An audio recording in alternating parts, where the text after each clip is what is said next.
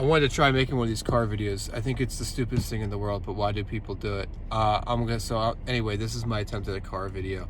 So, I want to talk about the psychological aspect of becoming like the face of your company and what that requires from someone who maybe isn't comfortable putting themselves out there like that.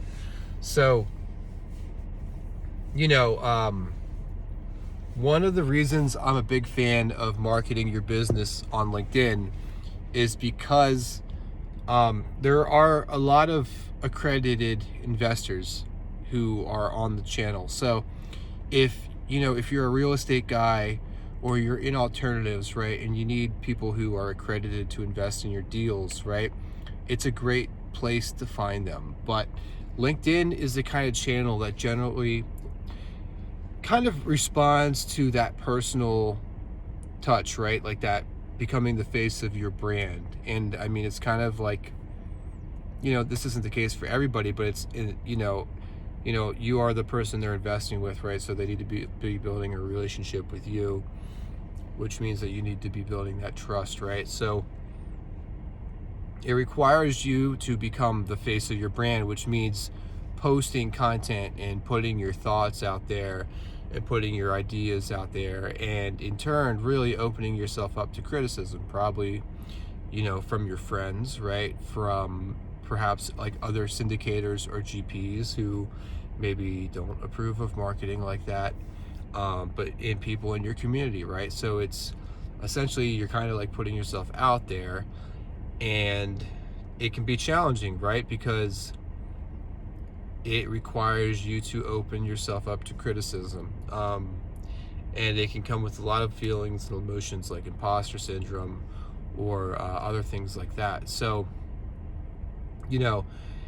I think it doesn't make it easier knowing that that's the case, but when you know that's the case, then you can prepare yourself mentally for it, right? Because there really is no like quick hack or easy tip or anything like that to kind of turn off that the internal fear, right? Like the only way you really get better at doing this stuff is by doing it, right? So like, just as for instance, like myself, like last year when I started out basically creating content for you guys, right, for real estate investors, I was very new to the space. I had some success with a client who had raised some money through some copywriting that I did, but I didn't really know much about the space, and it was hard. It was very hard to like create content like that because I felt like I didn't really know much about it, but I did know about marketing, so I felt confident in that.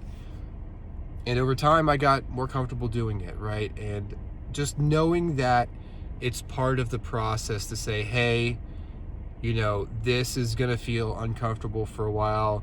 I might get some feedback, like I might get some pushback from my friends. They might call me out on some of the stuff I say. If you know that ahead of time, then you can mentally prepare for that, and you won't be swayed or controlled by your emotions as much, right? Like when you don't understand like why you're feeling some way, then your emotions can control you, right? But that's not good for business. You can't have that in business, right? But when you understand where the feeling's coming from, then at least partially you can approach it logically and be like, okay, I know I'm feeling insecure about this post I put out today because it had some challenging ideas, but I know that I'm going to feel that way because I'm pushing boundaries with my business, with my marketing, with myself. So